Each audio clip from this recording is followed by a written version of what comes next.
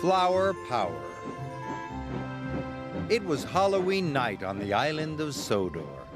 The moon shone brightly, and the stars twinkled in the night sky.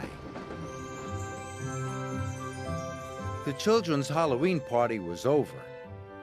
But while the children slept, all the engines were kept very busy.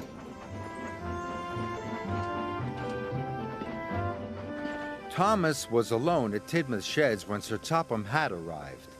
He was still in his Halloween costume. "You ought to collect flour from the mill and take it to the bakery," he boomed. "You must work with Diesel. The island needs its morning toast, and Lady Hatt and I need our English muffins," he added sternly. "So I'll have no mishaps tonight." Thomas didn't want to work with Diesel, but he wanted to be really useful.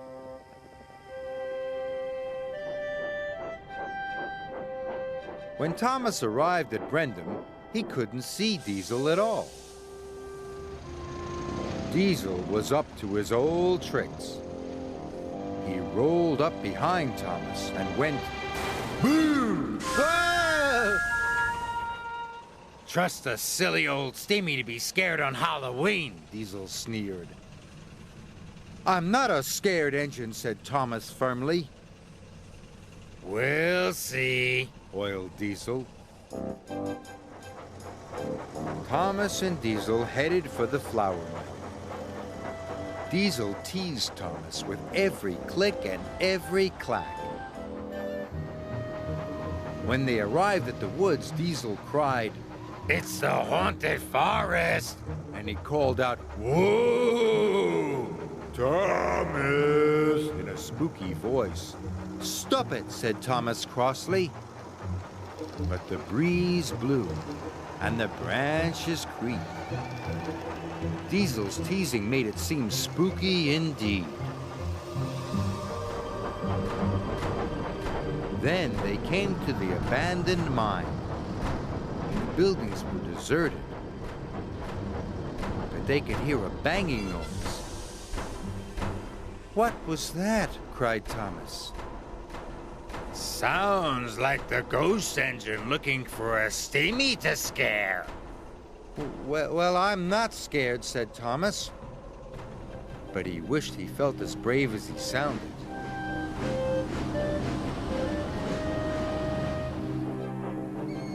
Thomas and Diesel had to stop at a red signal.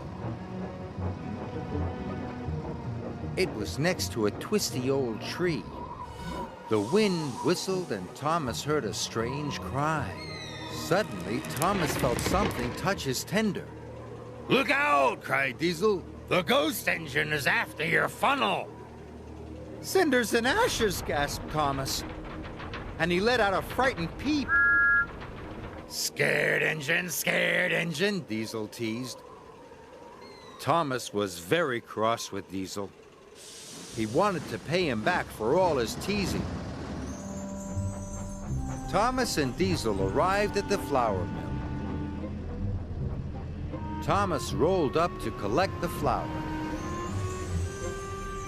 Then Thomas had an idea. "We'll see who's a scared engine," he puffed. Thomas biffed the freight cars out of the way and rolled up under the chute himself. When Thomas puffed out the other side, he was covered from dome to buffer in pure white flour. "Whoa!" he said spookily. "It's the ghost engine!" cried Diesel.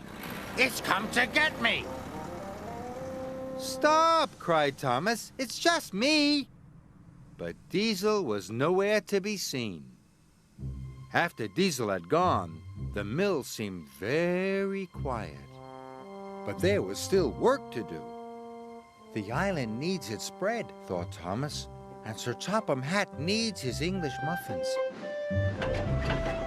Thomas shunted all the freight cars into one long line, and he set off for the bakery, all alone.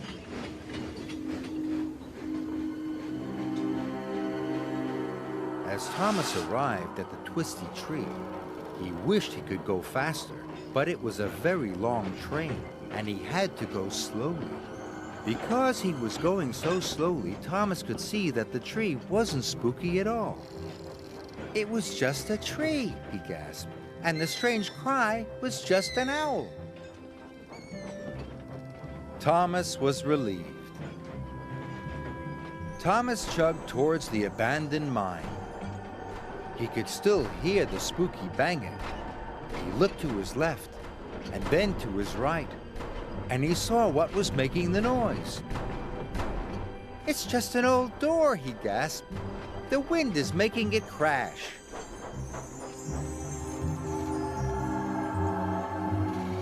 Finally, Thomas reached the old woods. The breeze still blew, and the branches creaked. Thomas took a big, brave puff.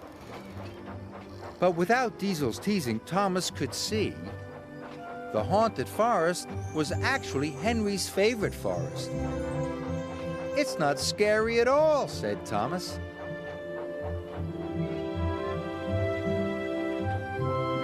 Thomas arrived at the bakery. He was tired but happy. Oh, it's the ghost engine, sir, Diesel told Sir Topham Hatt.